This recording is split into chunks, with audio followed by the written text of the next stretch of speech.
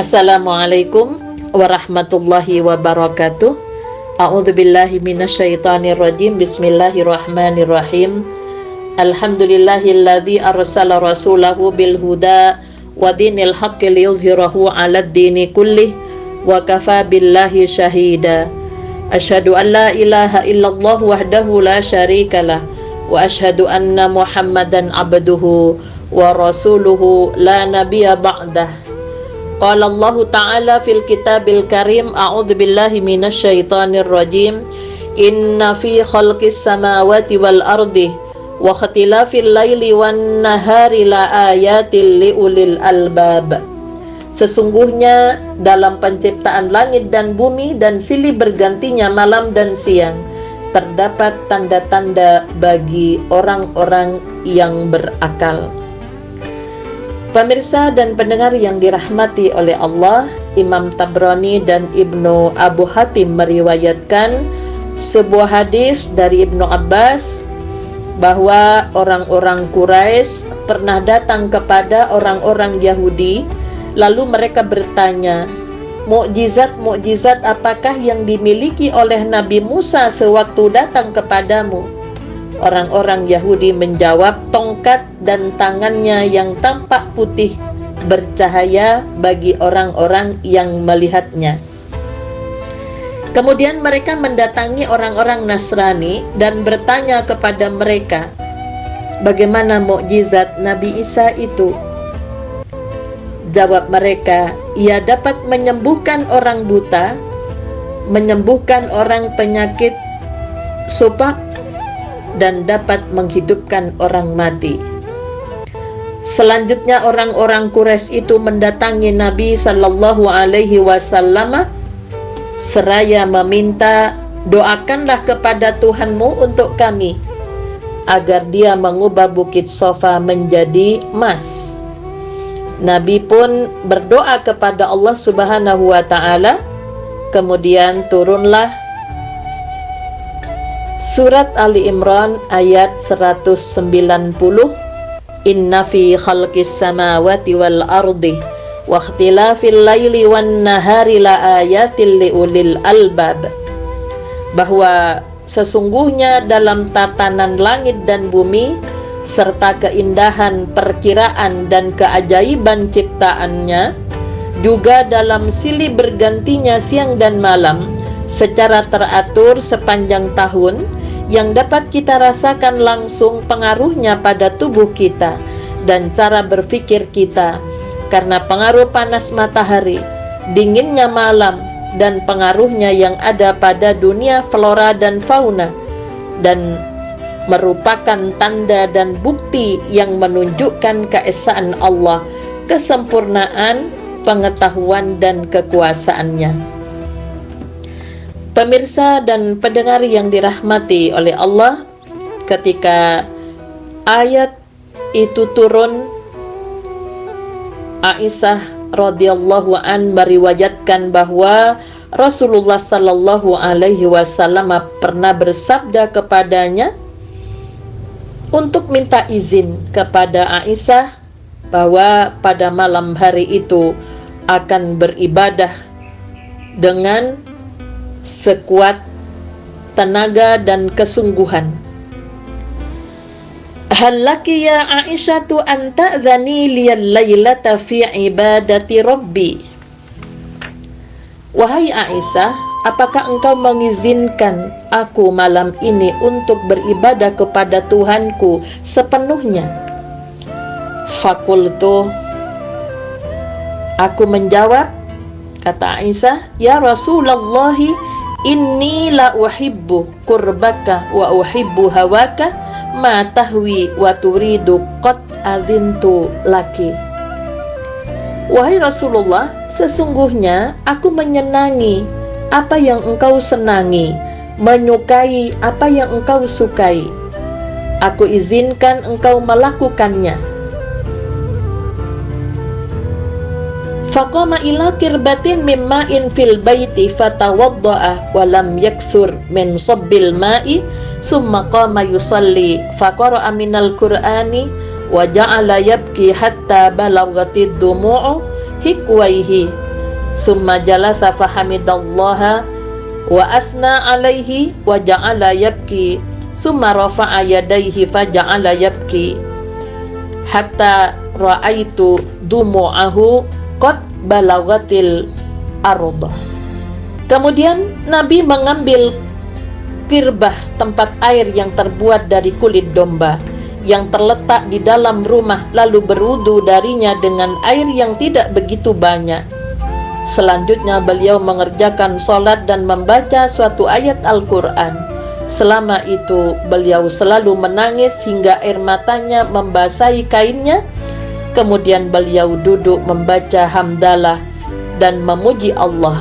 Saat itu beliau menangis sambil mengangkat kedua tangannya seraya berdoa, sambil terus menangis hingga aku lihat air matanya membasahi tanah.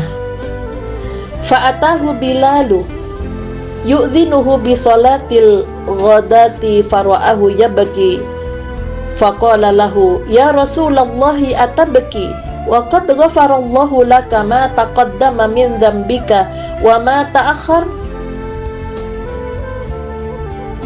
Kemudian datang sahabat Bilal melihat beliau sedang menangis. Bilal pun bertanya, wahai Rasulullah, apakah engkau menangis? Bukankah Allah telah mengampuni dosamu yang telah lalu dan yang akan datang? Faqalah, Rasulullah bersabda, ya Bilal, wahai Bilal, afala akunu abdan syakuran. Summa qala wa mali la abki wa qad anzalallahu alayya fi hadhihi laylati inna fi khalqis samawati wal ardi wa ikhtilafil layli wan nahari la ayatil liulil albab. Wahai Bilal, bukankah aku seorang hamba yang banyak bersyukur? Selanjutnya beliau bersabda, bagaimana aku tidak menangis sedangkan Allah maqalah wailul liman qara'aha wa lam yatafakkaru fiha. Beliau melanjutkan sabdanya, celakalah bagi orang yang membacanya tetapi tidak mau memikirkan kandungan artinya. Dalam riwayat yang lain diceritakan wailul liman lakaha baina fakkaihi wa lam yata'ammalha, bahwa beliau mengatakan celakalah bagi orang yang membacanya tetapi tidak mau merenungi maknanya. Pemirsa dan pendengar yang dirahmati oleh Allah, yang dimaksud dengan ulul albab adalah orang yang mau menggunakan pikirannya, mengambil faidah darinya, mengambil hidayah darinya, menggambarkan keagungan Allah, dan mau mengikat hikmah, akal dan keutamaannya di samping keagungan karunia-Nya dalam segala sikap dan perbuatan mereka. Ulul albab itu adalah orang-orang yang tidak melalaikan Allah Subhanahu wa ta'ala. Sebagian besar waktunya mereka merasa tenang dengan mengingat Allah dan tenggelam dalam kesibukan mengoreksi diri secara sadar bahwa Allah selalu mengawasi mereka. Dan aktivitas mereka hanya dengan melakukan zikir kepada Allah baik secara lisan hati maupun perbuatan. Hal itu masih belum cukup untuk menjamin hadirnya hidayah. Tetapi hidayah itu akan hadir harus pula dibarengi dengan memikirkan keindahan ciptaan dan rahasia-rahasia ciptaannya. Untuk itulah maka Allah melanjutkan firman-Nya, wa yatafakkaruna fi khalqis samawati wal ardi. Mereka mau memikirkan tentang kejadian langit dan bumi beserta rahasia-rahasia dan manfaat-manfaat yang terkandung di dalamnya yang menunjukkan pada ilmu yang sempurna serta hikmah yang tinggi dan kemampuan yang utuh. Pemirsa dan pendengar yang dirahmati oleh Allah, pada ayat berikutnya, Rabbana ma khalaqta hadza batila subhanaka faqina adzabannar. Jadi orang-orang yang berzikir lagi berfikir senantiasa mengatakan, ya Tuhan kami, tidak sekali-kali Engkau menciptakan alam yang ada di atas dan di bumi yang kami saksikan tanpa arti, dan Engkau tidak menciptakan semuanya dengan sia-sia. Jadi manusia merupakan sebagian makhlukmu yang Engkau ciptakan tidak sia-sia. Untuk itulah maka yang terkait dengan orang yang beriman yang mau menggunakan akal fikirannya itu selalu menghadap kepada Allah dengan pujian doa dan ibtihal, yaitu merenung sesudah ia melihat bukti-bukti yang menunjukkan kepada keindahan hikmah. Ia pun luas pengetahuannya tentang alam semesta yang menghubungkan antara manusia dengan Tuhannya. Sehingga pada ayat 190, ayat 191 terkandung pelajaran untuk orang-orang yang beriman, bagaimana mereka berbicara dengan Tuhan ketika mereka telah mendapatkan hidayah tentang sesuatu yang terkait dengan pengertian kebajikan, kedermawanannya di dalam menghadapi ragam makhluknya. Kemudian ditutup dengan waqina adzabannar, seraya memohon taufik, kemampuan dengan pertolongan Allah untuk bisa melakukan amal soleh melalui pemahaman tentang bukti-bukti, sehingga hal itu menjadi pemelihara kami dari siksa api neraka. Pemirsa dan pendengar yang dirahmati oleh Allah, kalau kita memperhatikan bagaimana Rasulullah Sallallahu Alaihi Wasallam sebagai suami teladan yang ketika beribadah kepada Tuhannya tentunya tidak mengabaikan hak-hak yang ada pada keluarganya, karena inna li rabbika 'alaika haqqan wa li ahlika 'alaika haqqan wa li jismika 'alaika haqqan.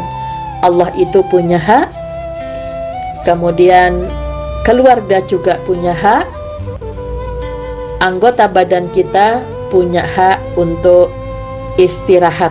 Nah, untuk itulah maka ayat 190, ayat 191 itu memberikan pelajaran pada kita bagaimana Rasulullah Sallallahu Alaihi Wasallam menempatkan, menseimbangkan bagaimana hubungan dengan Tuhannya yang dilakukan dengan sungguh-sungguh. Namun di sisi yang lainnya Rasulullah juga memperhatikan hak-hak keluarga. Dikala Rasulullah saat itu berada bersama Aisyah, maka Rasulullah minta izin kepada Aisyah ketika haknya untuk keluarga semalam itu digunakan untuk beribadah kepada Allah sebagai ungkapan rasa syukur atas nikmat yang telah diberikan oleh Allah Subhanahu wa ta'ala. Dan bahkan Rasulullah mengajarkan kepada kita ketika bangun tidur setelah membaca doa Alhamdulillahilladzi ahyana ba'dama amatana wa ilaihin nusyur, kemudian melanjutkan dengan membaca surat Ali Imran ayat 190, kalau bisa diusahakan sampai 195, bahkan bisa sampai ayat 200, agar supaya kita senantiasa ingat untuk berfikir tentang pergantian siang dan malam, dari bangun tidur kita ditidurkan, dibangunkan oleh Allah Subhanahu wa Ta'ala, itu hal yang harus kita syukuri, dan bentuk syukurnya adalah dengan menguatkan ibadah kepada Allah Subhanahu wa Ta'ala sebagai ungkapan rasa terima kasih, karena tidak semuanya orang-orang yang sudah merasa beragama, merasa beriman, itu bisa mencapai tingkatan ulul albab yang kemudian senantiasa berpikir.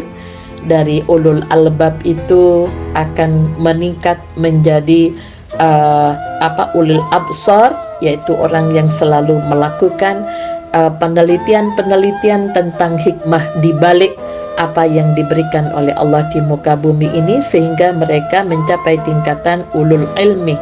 Mereka mendapatkan ilmu, setelah mendapatkan ilmu yaitu ada ulin nuha.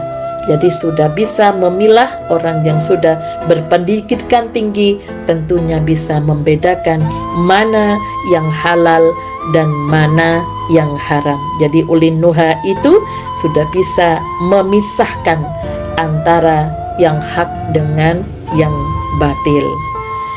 Pemirsa dan pendengar yang dirahmati oleh Allah, mudah-mudahan kita senantiasa mengingat Allah dan juga berpikir tentang tanda-tanda kebesaran Allah Subhanahu wa Ta'ala.